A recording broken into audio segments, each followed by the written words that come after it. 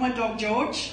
He's my favourite person in the house. Now, if I'd have known fur babies were a thing when I was having kids, I would have had more of them and less of the kids. So I can leave the room for an hour a day, even like going to the next room. And I come back and he's like, oh my God, you're back. I love you. Where have you been? Don't go again. Whereas the kids, hey guys, I'm home. Hello? Anyone? I'm leaving my money to the dog when I die. So you may have noticed Queensland Transport is up with diversity. They've added bright yellow women to the bright yellow men, keeping our road workers safe. And the bright yellow women are dressed to the nines in a dress perfectly matched with their hard hat. Because every sensible woman goes onto a work site in a dress. So next week they're bringing out matching accessories, handbags, jewellery, claw hammers, steel cap boots. We're going to show those guys how to rock a work site. So when I was growing up, I lived with my grandparents. We'll call them T1 and T2, so tight ass 1 and tight ass 2. Everything was done on the cheap, especially phone calls. So we had one of those old rotary phones. I think there's enough people in the audience who know what that is. So they guarded that phone like Schmaug over his jewels. And I reckon they had this inbuilt tight ass alarm that if I even thought about making a phone call, they'd be going, Annette, get away from the phone. You saw your friends at school. They didn't understand the complexities of inane teenage gossip. But I tricked them. There was a number you could dial that would make the phone ring like someone was calling you. So I'd wait until it was afternoon tea time. I'd go and, okay, they're having afternoon tea. Now, they chewed everything 30 million times, so it took half an hour to eat a Monte Carlo. So I'd sneak into the phone room, dial the number, like, oh God, dialing, phone would ring. Oh, Cherie, thank you for calling me. And then I'd have to dial the number. So I've got sweat pouring off me, like from fear of getting caught, like I was 14 and I looked like I was 47. And thinking that I'd outsmarted them until a phone bill came in because it was itemised. So there was all these phone calls at 3:30 in the afternoon. Kids these days have got it so good. You saw your friends at school. They didn't understand the complexities of inane teenage gossip. But I tricked them. There was a number you could dial that would make the phone ring like someone was calling you. So I'd wait until it was afternoon tea time. I'd go and, okay, they're having afternoon tea. Now, they chewed everything 30 million times, so it took half an hour to eat a Monte Carlo. So I'd sneak into the phone room, dial the number, like, oh God, dialing, phone would ring. Oh, Cherie, thank you for calling me. And then I'd have to dial the number. So I've got sweat pouring off me, like from fear of getting caught, like I was 14 and I looked like I was 47. And thinking that I'd outsmarted them until a phone bill came in because there was itemised. So there was all these phone calls at 3:30 in the afternoon. Kids these days have got it so good. Now T1 had a love of animal innards. So dinner time at our house was like an autopsy. So kidneys, lamb's fry, liver, ox tongue, tripe. I spent a lot of time at the table gagging and refusing to eat. Now, lunch times were the worst.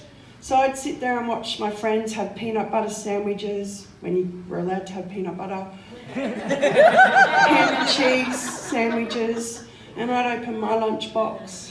Sheep's brains with tomato sauce and half a tub of margarine. Guess who no one would swap with? Me, I was a lunchtime pariah. Just another thing that made me uncool. When you go into Aldi and you've paid for your stuff and the checkout chick or dude says, pay when you're ready. What if I'm never ready? What if I want to contemplate my existential human existence? Or when you ring Telstra and the text says, "Is there anything else I can do for you?" This is after you've called 700 times because your internet keeps fucking dropping out. Yes, there is.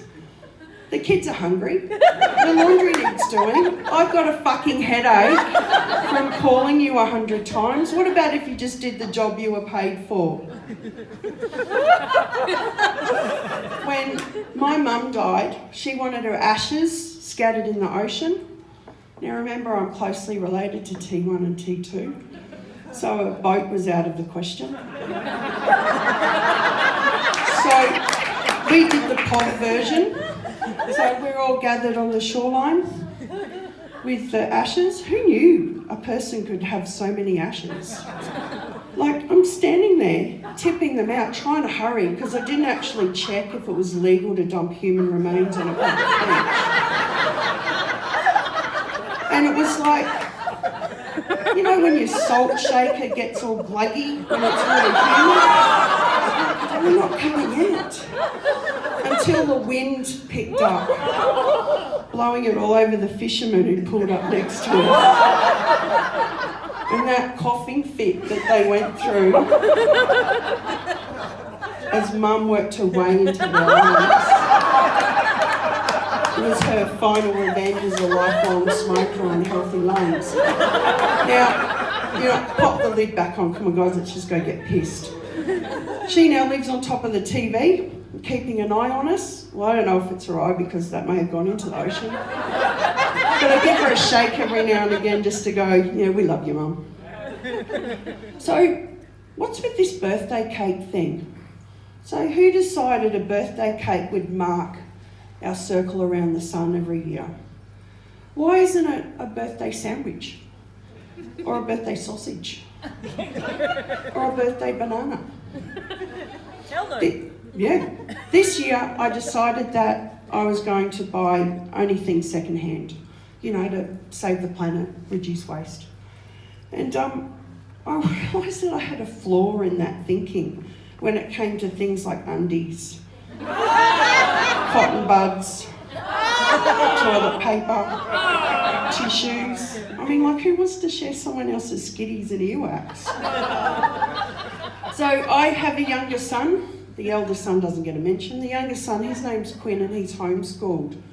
Now, before you get impressed, I just stick him in front of a computer and someone else does the work, and I won't piss off.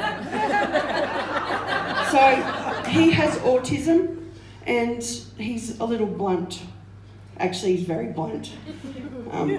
Actually, some people don't like his honesty. So the last time he was suspended was because he told his teacher she was a fucking retard for getting the rules of the game wrong.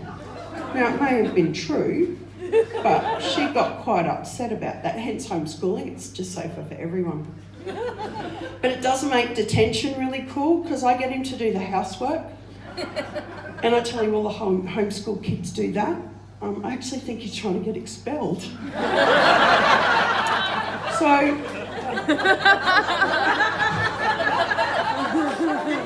it makes school report cards pretty brutal, like his journey through the school system. So I decided to write him my nice mum that I am.